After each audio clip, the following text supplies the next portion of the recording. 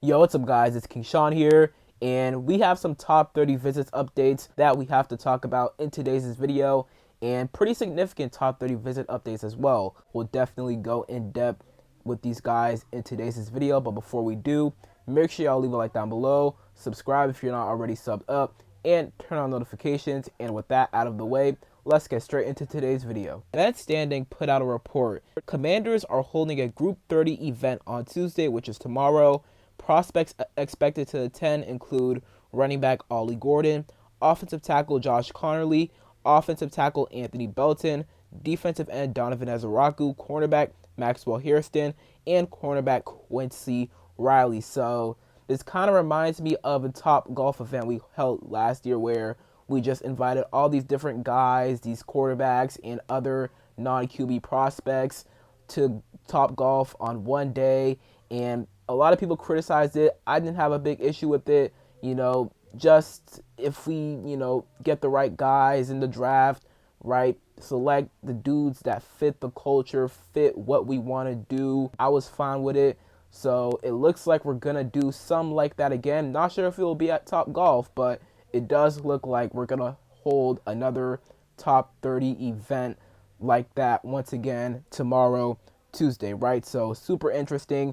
So I already talked about Josh Conerly and Quincy Riley in two of my videos. So today we're going to be talking about the rest of the four guys I mentioned, plus another guy who was an edge rusher and kind of is an underrated edge rusher prospect that not a lot of people are really talking about. So we'll talk about him as well because we also scheduled a top 30 visit with him. So let's start with Kentucky cornerback Maxwell Hairston. It was actually reported by Ian Rappaport first that we are bringing him in on a visit tomorrow, as in Tuesday. He is a speedster. Pretty sure he ran the fastest 40 at the combine. He ran a 4.28 40, so he has real long speed. He has excellent ball skills. He had 5 interceptions at Kentucky in 2023.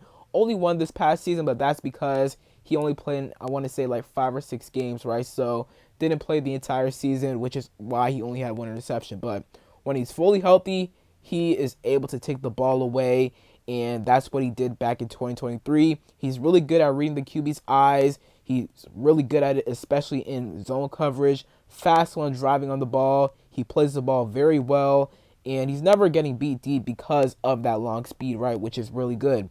Now, although he's really good in zone coverage, really good at reading the QB's eyes in zone coverage, he's not the best in man coverage, and some of that is due to his size. He's 5'11", 183 pounds, right? So the height isn't terrible, but a little bit thinner at 183 pounds, right? Not the most physical guy in man coverage. Could improve his technique in man coverage as well, right? So he does need to improve in man coverage, and also he is not the best tackler. He wasn't the best tackler this past season, and again, he only played 5-6 games, but still wasn't an amazing tackler, right? So although he is really good at reading the QB's eyes, really good at creating turnovers, finding the ball, good in zone coverage, he could improve his abilities in man coverage, could improve as a tackler, and could get his play strength up for sure because he already is a smaller guy, right? So getting his play strength up a little bit, maybe adding on a couple extra pounds could help him get that strength up and be better in man coverage, right? But once again, Maxwell Hairston, we scheduled a top 30 visit with him for tomorrow, and he will be a part of the group that we're going to have in the building tomorrow or wherever for the top 30 event. I don't know if it's going to be at Top Golf or somewhere else, but he will be in Washington tomorrow as one of our top 30 visits. And right now, I view him as more of a round 2 cornerback, but I wouldn't be shocked if we decide to pick him at 29. Next up, we have Oklahoma State running back Ollie Gordon II. He's a very interesting prospect because if you were to tell me after his 2023 season that he would be a day 3 prospect, I would have called you crazy because he was insane in 2023, man. He had over 1,700 yards, 21 rushing touchdowns, 6.1 yards a carry. He was a Doak Walker Award winner. He was the best running back in the nation in 2023, and he was projected to be a first-round pick or a second round pick after his 2023 season in 2025 because he wasn't eligible until this year, obviously, to declare for the NFL draft, right? So he was projected to be a first or second round pick after his 2023 season. However, this past season, his production dipped a whole lot. 190 carries, 880 yards, 13 touchdowns. Not amazing, right? Isn't terrible, but from where he was at in 2023 and going from that to what he did this past season, not very impressive at all. And now he's looked at as a day 3 prospect, which is unfortunate because first or second day prospect just after his insane 2023 season, right? It's just crazy how much of a difference a year can make. But Ollie Gordon II, he has tremendous size. 6'1", 226 pounds, 32-inch arms. He is a tank. And if you watch his tape, he is literally a tank. Has great physicality. He's tough to bring down. Like, once he gets downfield, he's hard to stop, man. So he is a bruiser back, super physical. Like, if you're looking for a guy who's super physical, a bruiser, pretty much a tank, Ollie Gordon II is your guy. He's built like that type of back, and he pretty much is that type of back. Now, that might not be the type of back we're looking for, but we are bringing him in on a visit. We're in a 4.61 at the combine, which isn't really a surprise. Didn't expect him to run that fast because, again, he's a bruiser back. He's a physical back, right? A tank, pretty much, right? So he's not going to run that fast, and he doesn't have the greatest burst, doesn't have the greatest speed, not amazing elusiveness, right? So basically, not the most dynamic back. Pretty much, if you need a bruiser, if you need a super physical back, a power back, Ollie Gordon II is your guy. In my opinion, I would like a guy who's more dynamic, right? More explosive, can actually make someone miss in space, right? But it is interesting that we are bringing in Ollie Gordon on a top 30 visit, right? So I'm not the biggest fan of Ollie Gordon because I do want someone who's more dynamic, but it looks like they're interested in him, and that's not to say they'll draft him, but we are bringing him in on a top 30 visit tomorrow. Next up, we have edge rusher David Walker out of Central Arkansas. Pretty sure they are an FCS school, if I'm not mistaken. He had a really good production at Central Arkansas, though. In 2022, had 12 sacks. In 2023, had 7.5 sacks. And in 2024, he had 10.5 sacks, along with 5 pass deflections and 4 forced fumbles. So production-wise, this past season was probably his best season, or was his best season at Central Arkansas, right? And it's Central Arkansas. You're not going up against the best competition, but still really good production. He's undersized, 6 foot, 263 pounds, right? But he has amazing power, and he's pretty explosive as well.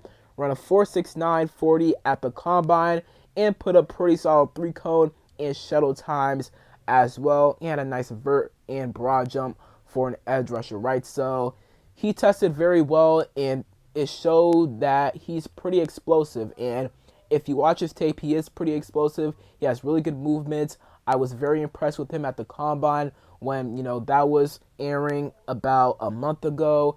And I was very impressed with David Walker's workout. He moved well, and I thought he looked really, really solid. So this could be a guy that we decide to draft on day 3 because he's a day 3 prospect for sure. He probably will get drafted. Maybe we decide to spend our 4th round pick on him. Maybe if he falls to round 6, we decide to spend our 6th round pick on him. We shall see. But once again, this is a guy that we're interested in, and we are bringing him in on a top 30 visit later on this week.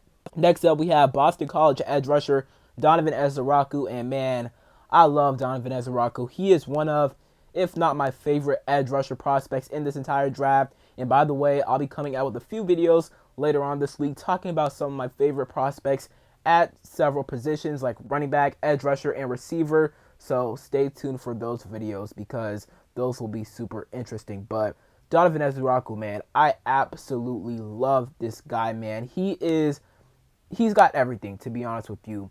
Besides maybe run stopping, and he's not a bad run defender at all. He can improve at it, and I think he will improve at it once he gets to the league. But, that's kind of his main downfall, and also somewhat his size. But he has great arm length, 33-inch arms. That's really good arm length. he has a variety of pass rush moves, man. He has a pass rush bag. He has a bag, man. He has phenomenal bend, great explosiveness off the line. Like, he has everything you want in an edge rusher. In my opinion, he's one of the few guys in this draft that I feel like if you draft, he could make an immediate impact day one because he is such a good pass rusher, and also he had a really good production at Boston College this past season, 16.5 sacks. So, man, I love Donovan Ezraku, and I love the fact that we're bringing him in on a visit along with a lot of other guys, of course. Donovan Ezraku, man, I absolutely love him. He is my 5th ranked edge rusher.